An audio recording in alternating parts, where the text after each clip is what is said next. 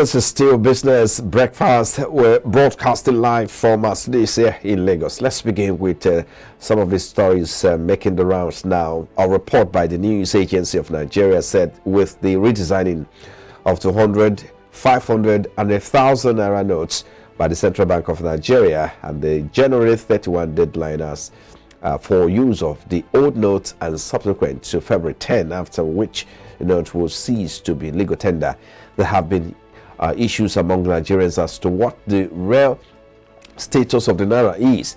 The confusion was further heightened by the legal suit instituted by governors of Kaduna, Kogi and Zamfara at the Supreme Court on February 3, requesting that the extension be extended by February as announced by the CBN. According to a report, part of the FCT on Sunday monitor revealed that old notes will be rejected in public places like fuel stations, marketplaces and parks as well.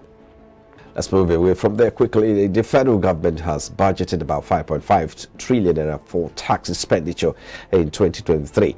This is according to the 2023 fiscal framework document. The tax expenditures in the 2023 budget covers companies' income tax, value-added tax, customs duties, imports value added tax, petroleum profit tax, and road infrastructure tax credit scheme. The 5.51 trillion naira budgeted for 2023 is 22.07% lesser than the 7.07 trillion naira budgeted for 2022. A breakdown showed that in 2022, the tax expenditure budget was around 658.08 billion naira. For companies' income tax, 4.97 trillion naira. For value-added tax, 792 billion naira. For custom duties, 237.6 billion. For import value-added tax, and 371.47 billion for petroleum profit tax, and 44.26 billion naira for road infrastructure tax credit scheme.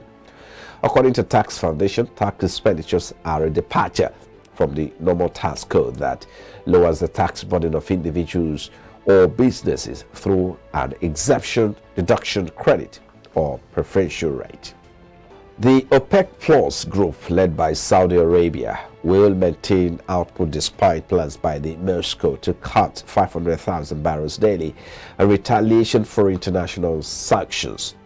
Barring a last-minute change in decision, Nigeria may earn higher revenue from oil this year if the Organization of the Petroleum Exporting Countries and partners stick to their position of not boosting oil production to fill in full cutbacks announced by Russia. Oil jumped after Russia's announcement, with Brent rising 2.8% to $86.90 a barrel. It later pared gains to 1.4% or around $85.65 a barrel. According to analysts, if this is adhered to, then a spike in international crude oil price is not unlikely, translating to more revenue for Nigeria and other member states. And away from there now, I'll take a look at this particular story. The International Monetary Fund says the federal government has projected to spend about 82% of its revenue on interest payment in 2023, according to the IMF. External debt, including that of the private sector, will rise to $121.6 billion, with external reserve climbing to $37.5 billion. It disclosed this in a table of projections in its IMF Executive Board concludes 2022 Article 4 consultation with Nigeria. Summary: the projections showed an improvement in share of the government's revenue that was being used as interest payment, with interest payment falling from 96.3% in 2022 to 82% in 2023.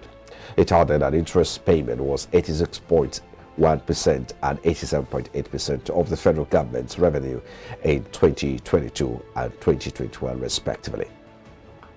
Well, of course, these are some of the trending stories. Now we'll take a break now. When we return, of course, Charles Fakruha, iBrandTV analyst, joins us to take a look at some of these stories making the rounds now. I'll be back in a moment. Please stay with us.